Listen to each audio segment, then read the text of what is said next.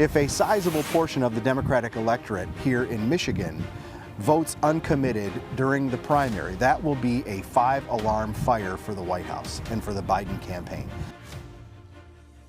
Outside Oakland University near Detroit. That's Dave Dulio, the political analyst for the university. Welcome back to America Decides. The Biden campaign is facing multiple challenges in Michigan, including tonight's uncommitted protest vote. We'll see what that means come November.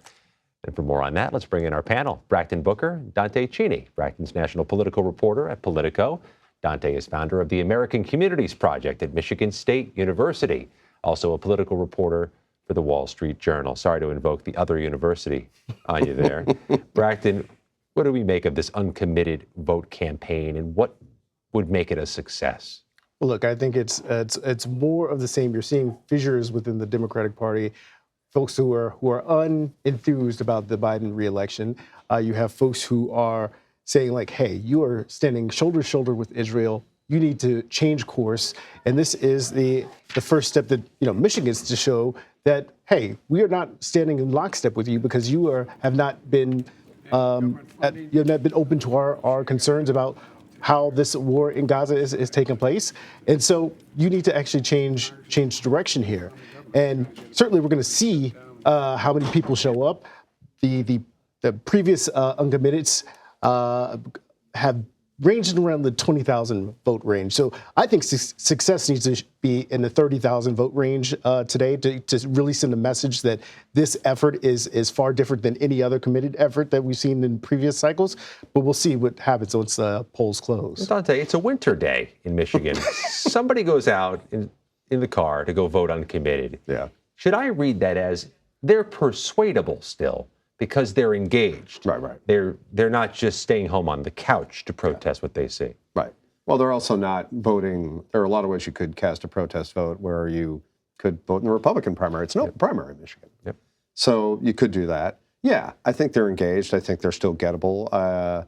The other way I think to think about it is, look, there's a lot of talk of the Arab American population in Michigan. It's about 220,000 people in a state of 10 million, okay? It's not massive. Now, look, if elections can be very close, we saw that in 2016. So every vote, but if you get to the point where it's like, look, 10,000 votes can cost you the election, if you really get that close, it could be anybody. I mean, it could be any voting bloc. It could be young people didn't turn out. It could be African-American voters didn't turn out. It could be Arab-American voters didn't turn out. But I think that if you're Biden and you're looking at results tonight, you don't want to see that number. I would shy away from a real number. I'd say like 10%. In 2010 or in 2012, Barack Obama ran unopposed in Michigan, Democratic primary. About 10% of the vote, even then, went uncommitted. Bracton, so much focus, rightfully so, is on what happens in and near Detroit. You talk about Michigan. Primaries or general election. Those massive counties, Wayne County, Oakland County, Macomb County. What do you make of the Biden campaign's effort to do what it needs to do in that area, city of Detroit, Wayne County, where they need not just margins, they need huge margins? Yeah, you got to run up the score there, right? Mm-hmm. And what you really need to do is make sure you're taking care of the base of your party, right? I think what remains to be seen is whether or not there is this enthusiasm for Biden, whether or not folks on the ground can actually get folks to the polls. And look, it's hard to really put a fine point on this uncommitted vote, because I was talking to a political strategist today, somebody who works at the DNC. She's like, look, this is important, but like no one is tearing their hair out about this, because they know that on the other side is Trump. Right. Trump has first couple of days put in a Muslim ban. So they are not so worried that folks are not going to show up in November. Sure, they'll take what this protest vote actually will be. They'll assess, they'll re-engage with these voters, but they are not overly worried about this being a dramatic fallout from folks who will turn out for Biden in November. That's a campaign. There's lots of things for everybody to tear their hair out about. There's many reasons to want to pull your hair out. This may be just one of them. Mm-hmm. To that end, one of the things we'll note when we go to Michigan, major university cities, a little purple hue to them. East Lansing, where Michigan State is, Kalamazoo, Western Michigan. What do you make of what you've seen so far of youth vote, young voters in Michigan? Are they ambivalent, or are they disappointed? So I can answer this question directly. I co-teach a class at Michigan State, so I'm there talking to the students a couple times a month. They are not engaged right now. I mean, look, it's a primary. Look, it's tough. It's tough to get the college students to turn out for a general. To get them to turn out for a primary is very, very, very difficult. They're not super engaged. Also, this is a kind of weird fact, but people should have this in their back pockets for tonight. Michigan and Michigan State, the two largest universities in the state of Michigan, are both on spring break this week. which is just something to keep in mind when we watch the results come in. That's a lot of kids that aren't there. So that's something to... Let's take a moment and reflect on the fact that Michigan celebrates spring break on February 27th. Winter break, yeah. Fair enough.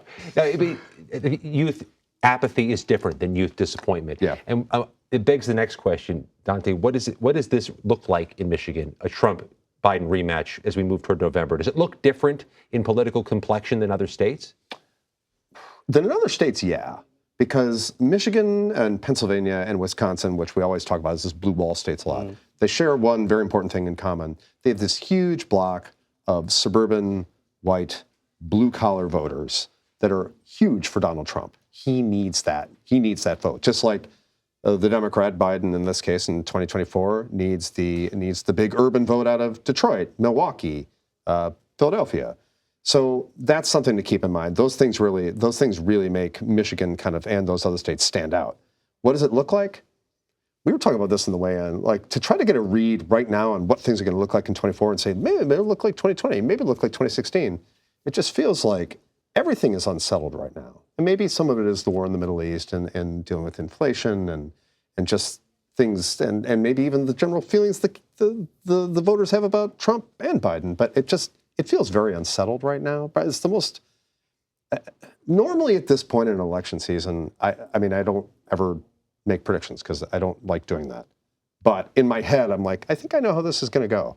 I'm less sure this year than I normally would. Well, you make the point about being unsettled, but it's also the ideas about these two presidential nominees are very hardened, right? Yeah. Mm-hmm. These are not unknowns. These are not folks who are new onto the scene. So the idea that Biden or Trump are going to sway new voters to come out or change minds. Yeah, changing minds is hard. It's really hard to even imagine how that's going to look. I think folks are, look, the primary is over. The primary has been over, really. And folks are just ready to get to November. Now, what November looks like, whether or not it's apathy, whether or not these two candidates are going to be competing with the couch, right? Like that is what remains to be seen for both of these campaigns. But I don't think Biden or Trump or the Republicans or Democrats are really going to change anybody's mind between now and November. But I do think, international forces, international things are going to really drive what people do. There's a lot of talk in every election about persuadables.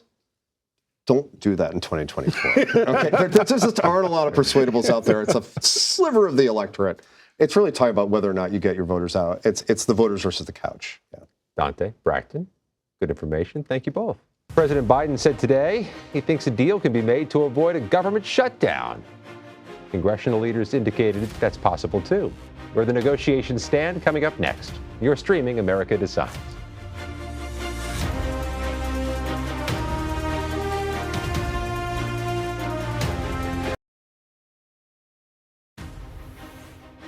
Welcome back to America Decides. President Biden and congressional leaders met today to work on a solution towards averting a government shutdown. Meanwhile, some Americans, including military families, are bracing for what happens if Washington can't get a deal done in time. Families are living paycheck to paycheck. They're not planning months and years into the future. So families are making decisions right now about, do we buy groceries this week? Do we wait for what's going to happen next week? The wife of a U.S. Marine Corps veteran channeling lots of people's concerns, Nicole Killian, CBS News congressional correspondent, feels like they have to get something done soon, like very soon, before Friday. Yeah, but you can't tell that that's happening because we still haven't seen a bill, right? Which if they need to get it done by Friday, we would need to see a bill today, and we don't have one. Leader Jeffries, who was also part of this meeting with congressional leaders and the president, did just put out a Dear Colleague letter saying, that they are committed to working around the clock to try to avoid a shutdown. Everybody's saying the right things, whether that's Speaker Johnson, Leader Schumer, Leader McConnell, that they want to avoid it. But again, unclear how you do that if we haven't seen any text. Everybody said they want a deal, or a deal must get done. Do you have a sense, I'm struggling to find it, what the issues are that they're still negotiating, or what the issues are that may still be in dispute? Well, a lot of this stems from the issue at hand, which is the whole point of this exercise and these continued extensions in terms of the funding is that ideally, if Congress is working as it should, they should be passing 12 appropriations bills on an annual basis. That has not happened for some time. And so there was a process put in place in part from that debt limit deal that we saw last spring to try to force that process to move forward. But at each and every turn, when it's time to have these bills in hand, they're not ready. And so that's what brings us to this March 1st and March 8th deadline, respectively, because technically we should have appropriations bills for some of these government agencies. Now, today, both Leader Schumer and Leader McConnell seem to suggest that some progress is being made kind of on those first four, which would affect, for instance, the Department of Agriculture, Housing, Veterans Affairs, and other agencies. But again, even if they come up with a deal sometime this week, they still may need some kind of temporary bridge or continuing resolution to get to the appropriations bills at hand. So that's where it's a little murky and unclear kind of what that next path or step could be. The meeting also involved Ukraine aid. What did you make when Speaker Johnson walked out to speak to reporters without Mitch McConnell as his side, as is customary, where the party leadership would be in unison together? Well, we do know that Speaker Johnson had a one-on-one meeting with President Biden at the White House following that meeting with congressional leaders. But Leader Schumer made clear that there was some tension around this issue of Ukraine during the meeting with the president. And the president himself said as much that, congressional inaction would make the situation in Ukraine dire. Their military equipment is being depleted. Obviously, they have been asking for aid for months. That is something that the White House has been pushing for months as well. We just, marked the 2-year anniversary of the war between Russia and Ukraine. So it is vital in the view of the White House and congressional Democrats and Republicans. But as you know, Scott, Speaker Johnson continues to be non-committal around this issue, particularly because he still believes that the border should be handled first, which we know was part of the supplemental package before it was taken out. So again, some real decisions have to be made on his part, more specifically about whether he'll at least give this an up or down vote. All the while, they're juggling the potential impeachment trial of Alejandro Mayorkas and Hunter Biden all day tomorrow before the House Oversight and Judiciary Committees. Nicole Killian, we'll see you there. All right. You as well. Thank you very much. That does it for today. We're back with another edition of America Decides tomorrow at 5 p.m. Eastern. You're streaming CBS News.